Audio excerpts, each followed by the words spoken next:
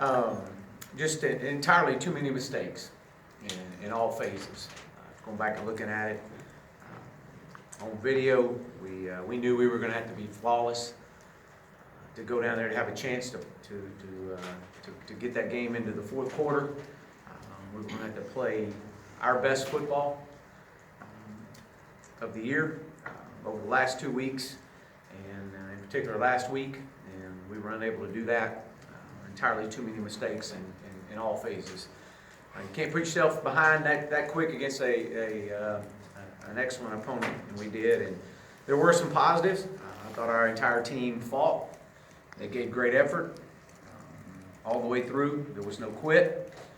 Traylon Burks, you can look at one play and see it, sum it up with Traylon Burks on interception and watching his effort as he ran and gave great effort diving at the 1 yard line. And that's that's a challenge to all our players to continue to push, to give effort in all phases like that.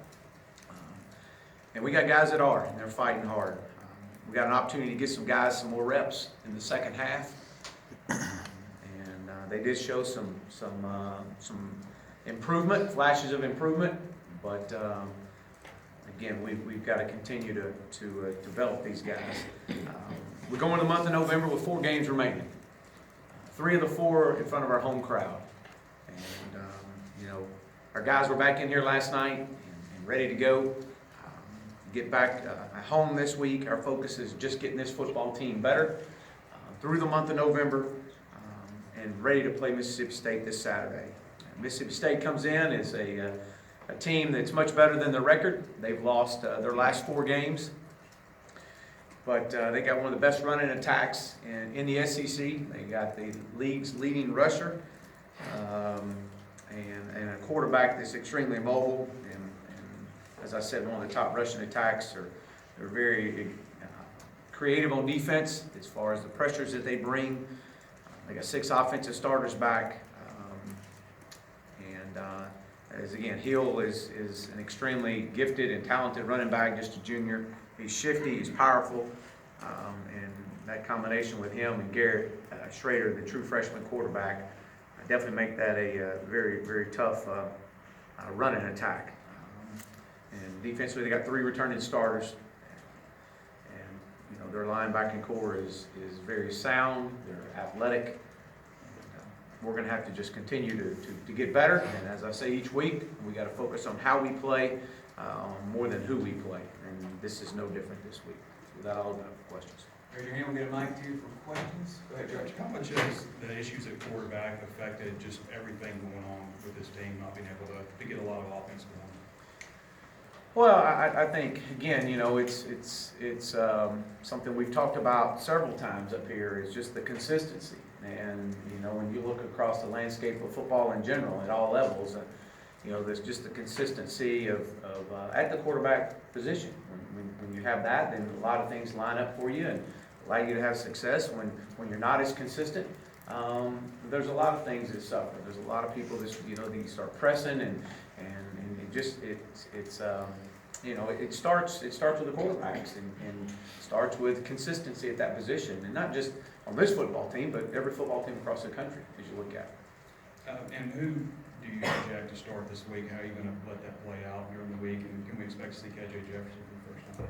Well, first of all, we're going to win this football game this week, and whoever we feel like is the best opportunity for us to win that game is first and foremost who we're going with. I don't know that right now at this point, but I do know that we all options are on the table, and we would love to have an opportunity to get some more of our younger guys in at times, but we're going to win a football game, and that's our approach. Chaz, I saw Dorian Gerald tweeted out, plotting my comeback November 19th, can't come fast enough. How's he doing it? Is he talking about coming back to practice and maybe play at the end of the year? What, you know what that means? No, he's done for the year, and I do know that I know he's got a follow-up doctor's appointment at some point in late November, and that may be what he's referencing. And then could you update us on, I guess, Adcock and Clary, and McClellan, I guess, was out, and just anything going on injury-wise? Yeah, we anticipate Ty Clary being back with shoulder. We anticipate him being back. Kirby, right now, is doubtful. Austin Capps is another one that we'll see if he's back. It's kind of a day-to-day with him. I met with Colton Jackson just a little bit earlier, and Colton has really struggled with getting healthy and staying healthy, and it just seems like something continues to reoccur. And he and his family made the decision that he's gonna step away from football, and just you know, he was very upset and frustrated that he's can't get healthy and stay healthy, and so I think he's realized that while he will still be a part of us and still be around and helping our younger guys out, he's made the decision to step away. Chad, what would you say about Nick's confidence level right now? What's the difference between Nick Starkel against Colorado State and then the Nick Starkel the last couple of starts he's had? Well, I definitely think that you could see that there is some confidence issues. I think that, you know, but it's just, you know, there's a lot of factors that come into play. I mean, you know, he's, you know, obviously played against a really good defensive secondary last week, and we knew that. But I do think that just our offensive struggles, our inability to get things going, turning the ball over is definitely, you know, I think it is something you're going to have to work through, and at that position, you've got to continue to work through those tough times, and that's kind of where we're at.